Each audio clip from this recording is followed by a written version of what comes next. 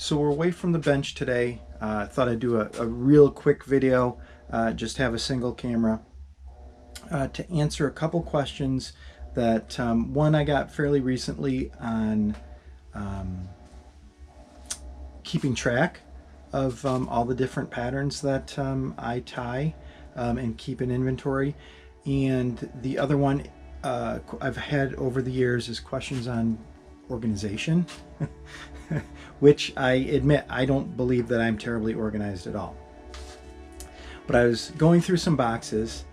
As you can see behind me, I have boxes, and all of these are just filled with feathers,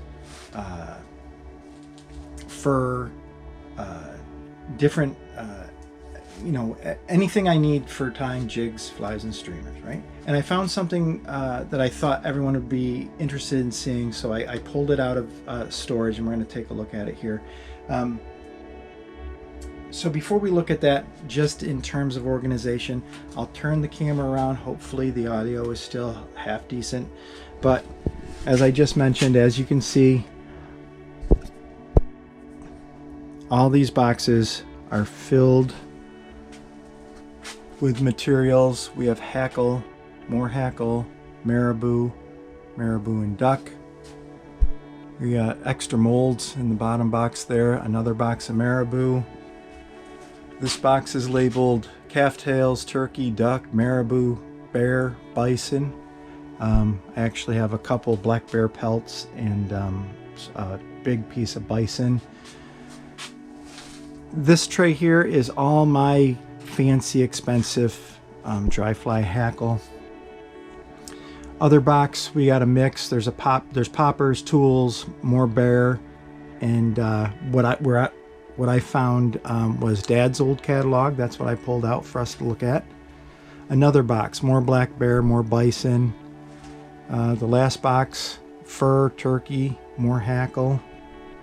Down here we have skunk, more fur, and kangaroo, along with styrofoam floats. These are odds and ends. I know one of these boxes is completely filled with deer tails. This large box is fishing line. Here's a nice view of all my 2/0 and 3/0 thread, along with some of my fly tying threads. The Danville uni thread in the plastic boxes. And then the second shelf, that is all size A thread that you see across there, with dubbing, more dubbing, more dubbing, more dubbing. These are rubber bands we use for ice fishing, and just supplies, paint brushes, markers, X-Acto knives, extra dye, etc. And then we have 3 full shelves of just mustad hooks, mainly mustad hooks, but all jig hooks, short straight shanks for ice fishing jigs, regular jig hooks for all the molds that we have. And then there also might be some and what do we got down there? Streamer hooks and trebles. So everything I need to tie with. Over here, we'll just take a quick look, and this is how I organize all the jigs that I take to the shops when I make my runs in the summer. So these are just baseball card boxes, and they're filled with jigs, every single one of them. They should be completely full, but we're in December right now, so a lot of them need to be, that'll be part of my tying for the end of the year. And these are pre-carded jigs, ready to go. I tried to card up extras of the most important or most popular sizes and colors, just to have them ready when I make my rounds. Like I've explained before, I do sell to shops as far south here in New York State as the Catskills, and then all the way up north now, you know, Oswego and past. So I make a pretty big circuit. Not as much as I used to. You know, throughout the summer I used to travel once a week and do that circuit. The last time I did that is the first time gas went up to $4 a gallon. So scaled back what I did just because it was impossible to do at that point. And it was like working 2 full-time jobs. So I scaled back the jig stuff that I do because I still have a regular full-time job. And, you know, you have to spend time with family, right? So let's just turn the camera around one more time. To stay organized, this is a list of all the most common colors that I keep in the boxes, and we'll take a closer look at least one of those boxes before we finish this. But this is how I do it. I'll just, you know, lay the boxes out on the table here and take a look through, and I'll just mark how many I want for each box. I do a minimum. I try to keep a minimum of 6 dozen of every color in the boxes. The popular colors, of course, I do at least a dozen. So black and purple, perfect example. So the interesting thing, and what I wanted to kind of show, is this white binder everything used to be in the black binder. And when I started back around 99, when Dad was officially retired from even the jig stuff, I started using the binder, but I only carried it around a couple years.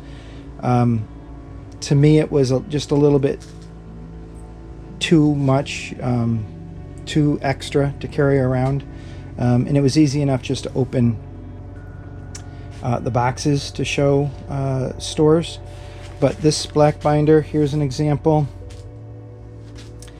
Dad would have these carded and in plastic, and these are worm rigs that he had, trout and panfish, a sample of all the blades that he would produce, and these would all be in plastic 3-ring binder envelope, you know, the envelopes, plastic envelopes, just like this, so he could take them into the store and show somebody, and they would, you know, the store manager would go through and say, I want 10 of these, and, you know, a dozen of these, etc. Here's some of all the original jigs, and these are, you know, going back to the early 80s and before. So he's got some of the football jigs. Here is a jig I don't know if I've ever tied. I do still have the mold for this. It's called a Boone jig. Very interesting. Bed bug jig, Jig-a-bit. Another jig that I don't usually make, though I have the molds for. Darts.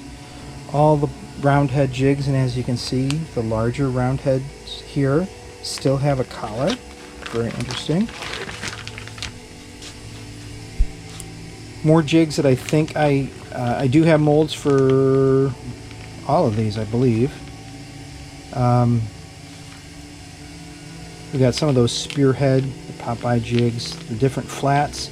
Some of these have changed over the years. This flat and this flat has a new mold sometime in the 80s or 90s.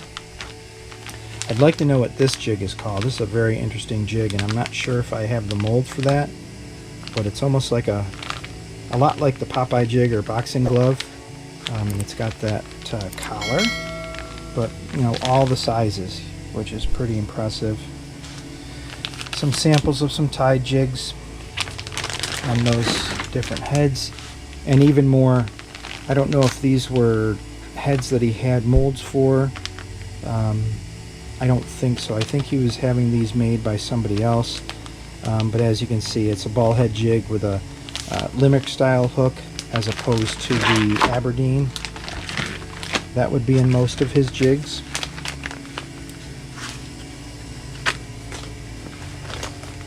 And then, like I said, I removed some of these sheets from here when I took over around 99. These are old business cards of all the different stores that I would stop at. Some of them are long gone out of business. I know this Florida Fish Masters, the guys down in St. Cloud still buy from me. So I do sell to shops outside of New York State. Some of that is just from word of mouth. But here's the page for ice jigs. These are the perch eye style jigs, the banana jigs, the Jigabits. And at the time, these were all the only colors that Dad kept in inventory. And I know that we've expanded it. Some of the footballs, there's additional colors. Here's some of the very original red tail jigs. Very neat to see that page. The original ice slice, those were the only colors that we did with the ice slice. More ice fishing jigs here with the vertical style hook. Here's old steel, the steelhead and rainbow trout and walleye, the big tandem streamers that we would sell.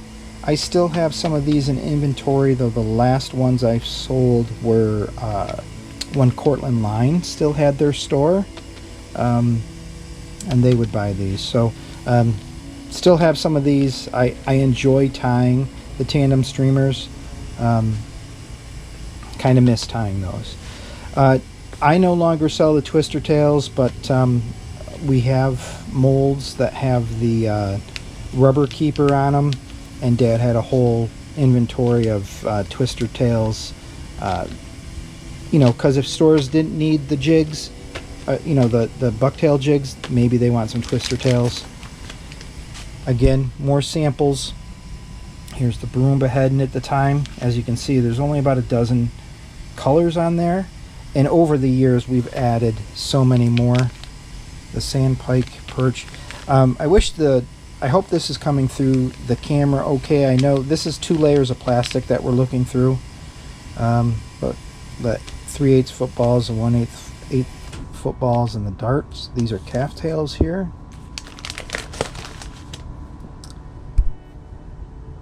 More bucktail and calf tail jigs. These 1/16, real popular with perch. Here's some of the calf tails, 160s, 132nds. The hackle tail jigs, 160 and 132nd. And as you can see, there weren't very many colors at the time, though, you know, now how, you know, we have such a large selection of paint, you know, I've expanded the colors that we offer. Some basic roundhead jigs, 3/8, 1/2, 1/4. And those are some old school colors, just basic, you know, yellow and green, yellow and red. Love those colors. Some of the flatheads, 3/8, 1/2. And then here's a sample of a lot of different heads. I think he did it this way just to show what they would look like with hair on them, and tried to do one of each, so to speak. So that's how Dad did it. That's how he kept track of the inventory, or kept track of the different colors he had, and stayed organized. But I'll set the camera down just for a second. We'll grab a box, and I'll show you the way I do it. So I grabbed a random baseball card box off the shelf. I grabbed the 1/2 Barumbas. Keep in mind, this is December, so I've been casting most of November into December, casting and painting heads that I know that I'll need over the winter time while I tie just to fill boxes. And that's something I'm sure I've mentioned in other videos where I just turn the cameras on, and it's because I was tying something maybe not exciting in terms of the pattern. It wasn't fancy, but it's just the life of a jig tyer. You know, that's what we do, right? So let's flip the camera around. We'll take a good look at this box. This is how I just keep track of everything. I make sure that these boxes are full. And as you can see, it's about 2/3 full right now because it's December. Some of the colors we have more than one. So here's a couple dozen of those, a single dozen, a couple dozen of these, a couple dozen here, single dozen, 3 dozen, 2 dozen, and it's pretty much that way throughout the whole box. The easiest way for me to remember everything is I just start with the black heads, and I put black up in the left hand corner, black and white. There should be here's a black and brown. There should be black and purple, a solid purple, purple and chartreuse, and then I just, that goes right down this line here. Now I do a minimum of 4 to 6 dozen for every color. So as an example, this black and brown, I might only have 4 dozen. The rest I'll have 6 dozen. The black and purple, where there's none in here, I will do a minimum of 12 dozen. And those will be divided between these boxes here and the cards that were pre-packaged that we saw in the other boxes. Then in the center, I do the same thing, but with the brown heads. So here's solid brown. Next would be brown and white. Then there should be a natural brown. But as you can see, there's only 1 or 2 packs of each. But brown and purple, brown and green, brown and orange, and so on. Then we get into the colored heads. So blue colors, there should be blue and white, blue and chartreuse, blue and orange, go Cuse. Blue and yellow, so those would go there. Yellow, there should also be like a yellow and white. That's pretty popular here, one of the reservoirs. Then we get into the olive heads, solid olive, olive and white, etc. This last row is typically for these old school patterns. These are striped heads. I don't get much call for these, except by some old timers. So this row, I'll start off with whites, the odd colors like pink, red and white, and then it goes into the striped heads, and then all the specialty jigs, the perch, the sandpike, and fire tiger. And there's usually a box, bear with me.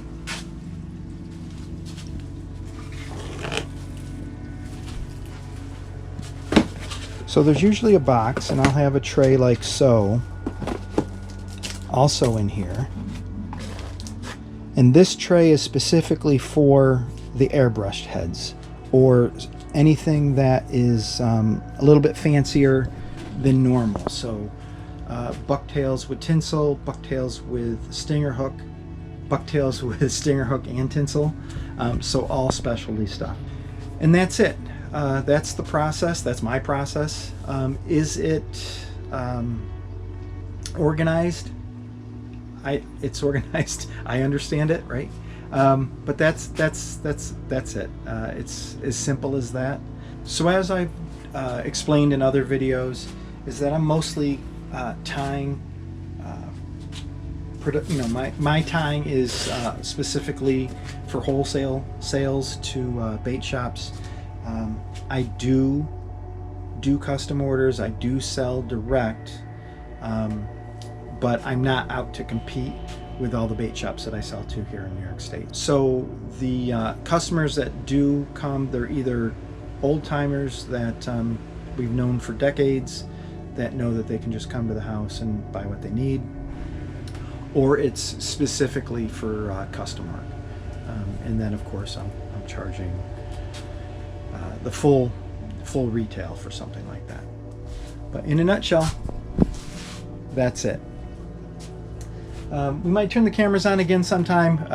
Next time I'm casting, we'll see. I'm trying to mix it up a little bit just with some of the topics that we're doing. And like I've always said, there's no secrets with me. If people are interested in hearing about the not glamorous side of a jig tire and manufacturing, you know, I'll explain that. You know, I'm happy to tell you my stories of, you know, traveling around, and you know, you have good early season sales sometimes, and then there's those years where, and I always go back to the first